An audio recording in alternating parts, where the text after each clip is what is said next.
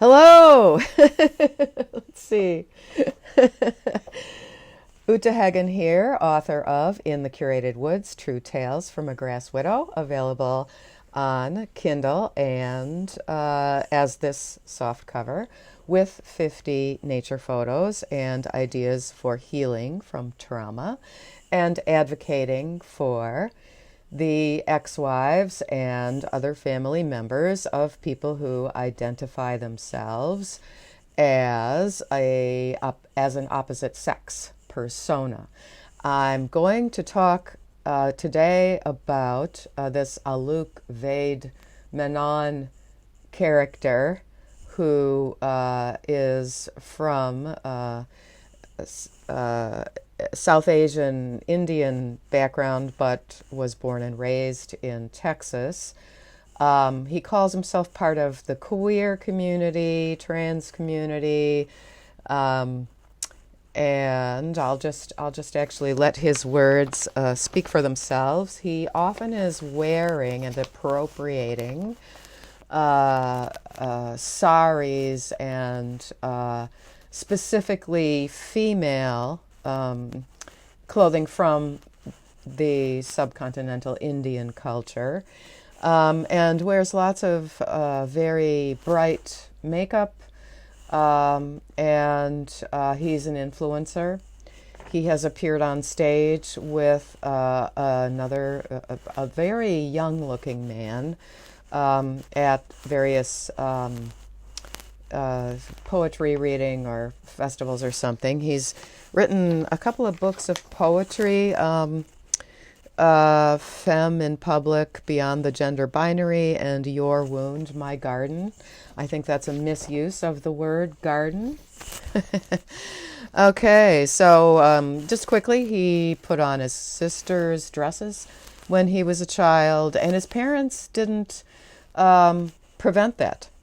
So I kind of wonder what would have happened if they had bought him the Indian version of these very beautiful clothing so that he could see that Indian men also wear very beautiful clothing. And I've seen from this kind of silly reality series called The Indian Matchmaker that in their wedding attire they wear jewelry and all kinds of crowns, and it's really quite a parade.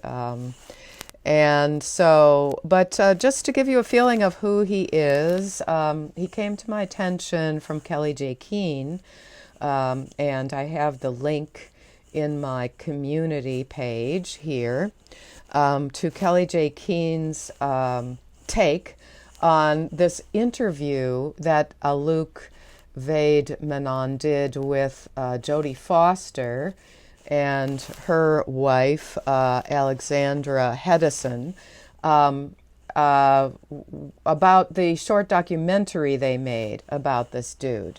Now, he knows he's a guy. It's very clear that he knows he's a guy, but he's got these pronouns of they, them, theirs, he says. And what I want to draw a slight connection with, and then I'll do a later polyamory separate video. I want to draw a connection between the pressure put on women like me whose husbands go out cross-dressing secretly and then reveal it to us, the pressure on us to suddenly embark on an open marriage, which they're now calling polyamory, of course. And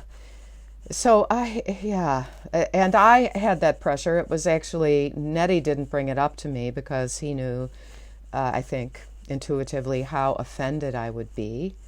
But he put his therapist, Ruth the Charlatan, up to introducing this idea, and this is how we would preserve our marriage, by having an open marriage.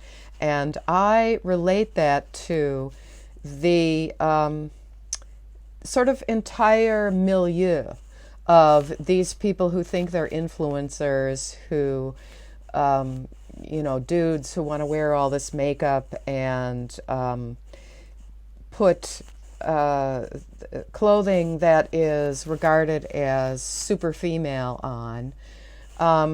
And I want to propose that in the future he may do exactly what Davida Gabriel did, which is detransition.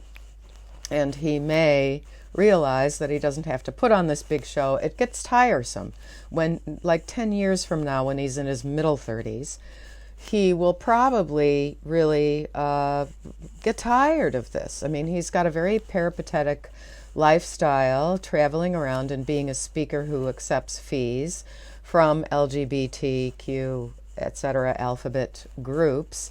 And to me, this also, I want to tie it into the pissing in the sand contest that the political science professors had, each one being more extreme than the other in order to get some attention. And this was in my youth in the university town of Madison, Wisconsin. I think that I see Alok as a influencer who is trying to be more outrageous than the next one, more outrageous than even Sam Smith.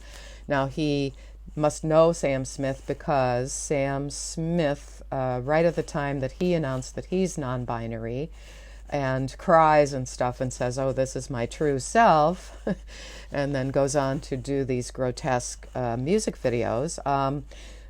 So they were together at the premiere of the biographical film that Renee Zellweger starred in, the biography being of Judy Garland, and who was, of course, kind of a gay icon.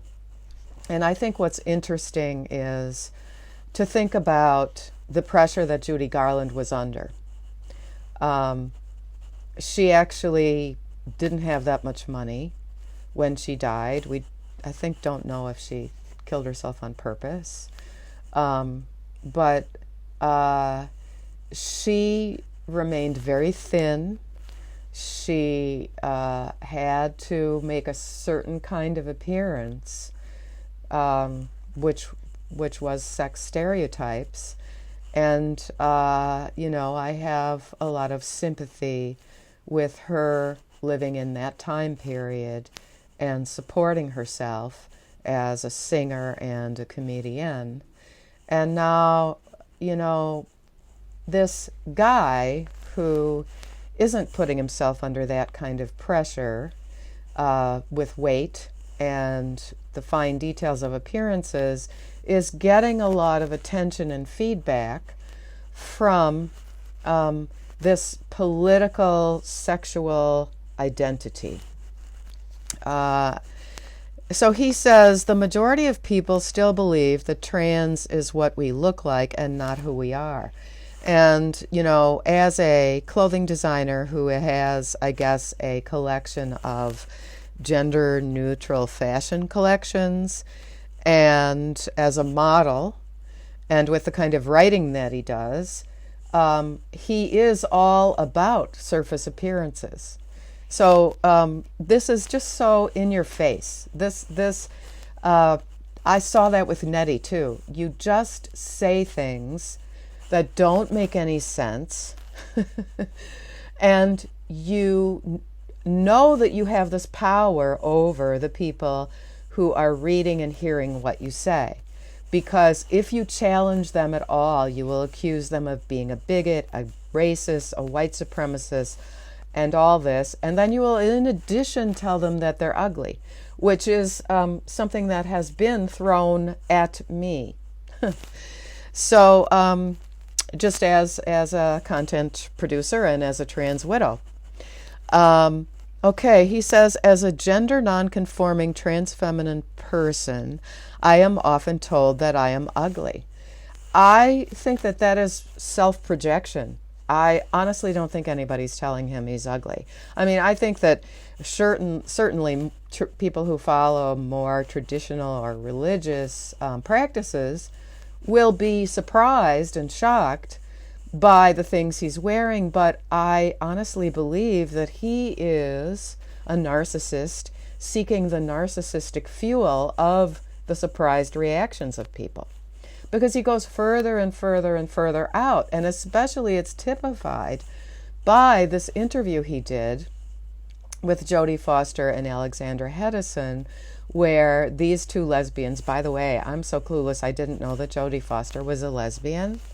Oh well, not that I needed to know. Hedison and Foster are both sitting there on either side of this Alok character who is wearing all these brightly colored clothes, probably to advertise the designs he does. They're both wearing jeans and cardigans and just kind of regular old clothes, just like Uta Hagen wears. Not a lot of makeup, but they are bowing down to him through their speech and the way they look at him and everything, as if he is some kind of pagan idol. And it's this politico-sexual identity politics, I guess. He says greater transgender visibility hasn't helped non-binary people. So even within the alphabet community, he's resentful of the LGB, regular, he calls them cis, homosexuals.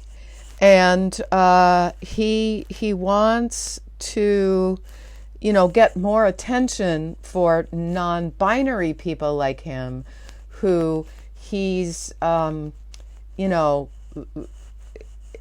not sure that he wants to say that he's just a woman, because he knows that then there would be this expectation that he's going to shave all his body hair and take estrogen to change his shape. And, I think he would hurt my eyes now that I've had both of my cataract surgeries. I think that the brightness of his outfits would just hurt my eyes. I'd have to put on sunglasses. His dad, Ram Dass Menon, said that he was a normal kid.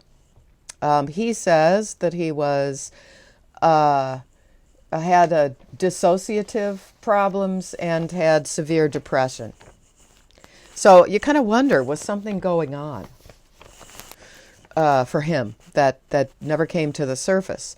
And he calls himself a multi-hyphenate. He says that by the LGB community, we are told that we are too much or never enough. That sounds like straight out of Nettie's mouth. And he describes his identity as constantly evolving. Not a girl, not a boy, just me. So I actually have a prediction that he will decide, once he gets kind of tired of traveling the world over and doing these speaking appearances at which he has to have the next more extreme outfit, I predict that he will decide that he's male and he'll leave off the non-binary thing. And thank goodness for him. He has not been taking estrogen. He has not been engaging in surgeries. He's just, being a dude with a beard who wears a bright pink silk-looking dress and lots of jewelry and lots of bright makeup. And just to really emphasize, like other people in this category who, go to a serious event and wear something shocking. For example, one trans widow's ex-husband was visiting his dying sister, who was dying of a very difficult case of cancer, and he wore a miniskirt and fishnet stockings. And this Alok guy wore a bride dress to his grandfather's funeral and banana pants, which I think is a print of the banana leaves, to an ex's wedding after he had been requested to wear something toned down. Now, that ex needs to learn his or her lesson and not invite him. Okay, I think that's almost it. Yeah, yeah. His books are Femme in Public, which I guess is poetry, Beyond Gender Binary, and Your Wound, My Garden. So I guess he's saying that people wound him with their words of reality, but in these wounds, he grows his influence.